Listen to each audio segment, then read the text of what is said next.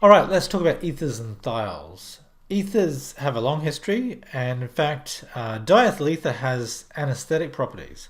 So, at concentrations of 3 to 5% in air, after a period of time, 15 to 20 minutes, you can get a anesthetic effect by breathing in large quantities of this molecule. And really, it was one of the first molecules to be found to have this effect, and so it allowed surgery to be done in a way that the patient would not be conscious and not be aware of the pain.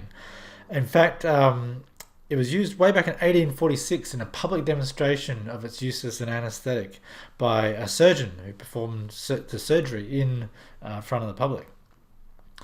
Ethers also have a bit of a checkered history. Some ethers, particularly chlorinated ethers, such as this one here and this one here, have herbicidal properties. And these two were used in the Vietnam War by the US forces as herbicides. So they were used to cut down on the vegetation in areas where guerrillas were located. And the very tragic thing about the use of these molecules is that they're very highly toxic. They accumulate and persist in the environment. They accumulate within mammals, so they led to huge ecological problems. And some of the worst of them, such as TCDD, are suspected carcinogens and have very many bad biological properties. So the structures of ethers, they have the general formula ROR. So we have two alkyl groups attached to an oxygen. The alkyl groups can be the same or different. And the oxygen is sp3 hybridized. So it has two R groups attached and it has two lone pairs of electrons. So overall it's tetrahedral around all those four substituents. They're more polar than alkanes, but they aren't able to hydrogen bond with themselves, and they're limited in their hydrogen bonding with water, and so they tend to be not as water soluble as, for example, alcohols. So, for example, diethyl ether is not very soluble in water at all. However, they are more polar than hydrocarbons. They're mostly chemically inert, and this property means that they're often used as solvents. They're very commonly used as solvents. So some of the most common ethers as organic solvents are dioxane, here, this molecule, which has two ether functional groups, tetrahydrofuran, which is this five-membered ring ether, and diethyl ether, which is so common that it's traditionally just being called ether. And if you hear someone talking about ether, they're normally referring to diethyl ether unless they say something more about the structure. And you can see in these diagrams over here that the structure does have a polarization. So here's water, and it can hydrogen bond to the ether oxygen, but not terribly strongly. And here you can see the polarization of the ether oxygen having a partial negative charge within the structure of an ether. So to name an ether according to our UPAC nomenclature, we actually take one part of the molecule and name it as an alkoxy substituent on a hydrocarbon chain. And so, for example, if we have a 2-carbon group linked to an oxygen, that becomes an ethoxy substituent, and it's attached to an ethane backbone. So this becomes ethoxyethane. So that's the UPAC name for this compound.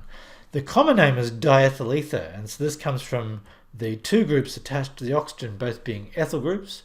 And obviously, common names for things like dipropyl ether is just called dipropyl ether, and so on. If we want to name a more complex example, here we have a chloroethyl group attached to an oxygen that's then attached to a ethyl group that has an alcohol at the end of it. So we can name this as an ethanol with an alkoxy substituent. And that alkoxy substituent is a chloroethoxy group. And I think more correctly, that should be named as a 2-chloroethoxy substituent. So we would number it, 1 being the group that's attached to the oxygen, 2 is bearing the chlorine. And so I think this is probably better named as a 2-chloroethoxy group. So this would be 2-2-chloroethoxy ethanol.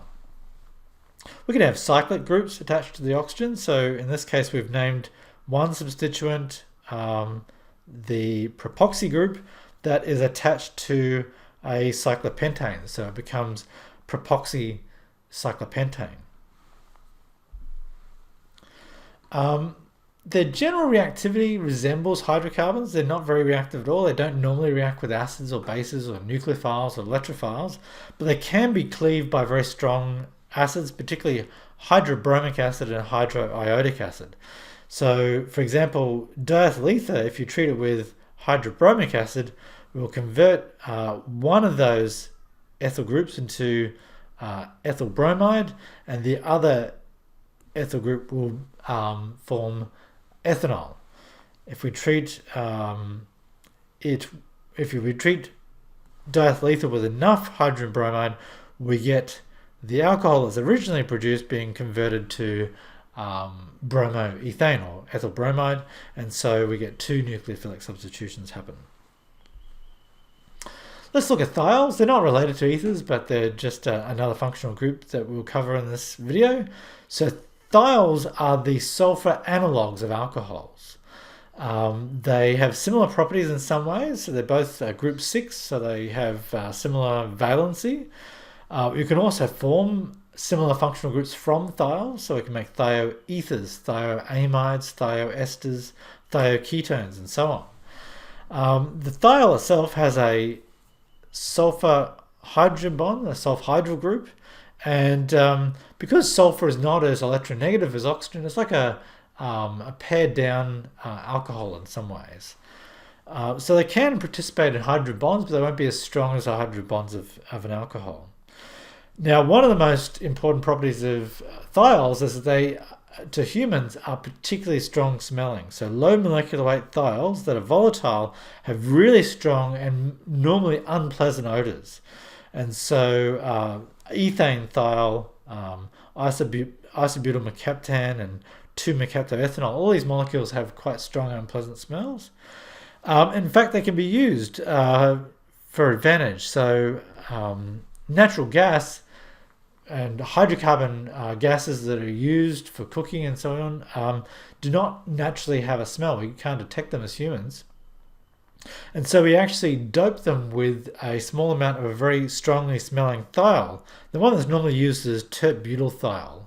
And this is detectable by the human olfactory system in incredibly low levels, parts per billion. Some thiols even down to parts per trillion levels.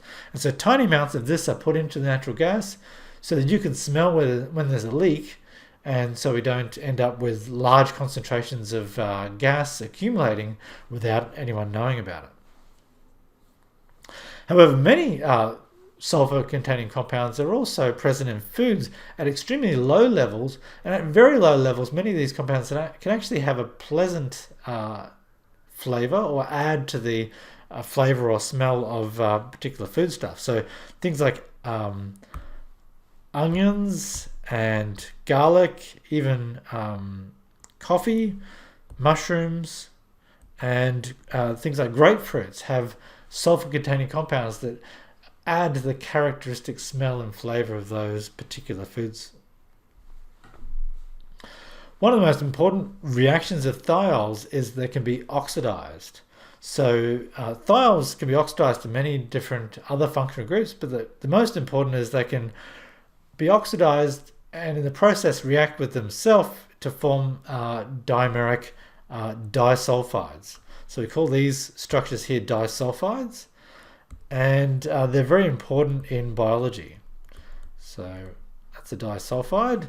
So when we oxidize thiol, we get a disulfide, and these are very important in the structure of protein. So most proteins have thiols within their structure, and those thiols can be oxidized to form disulfide groups or disulfide bridges, and they help to shape the three-dimensional shape of the protein, which is important for its biological function. Here's an example of the grapefruit mercaptan over here. So that's a thiol that's present in grapefruit that gives its distinctive flavor and smell. Okay, so hopefully that gave you a bit of background about the structure, the function, and the reactivity of ethers and thiols. Thanks for watching.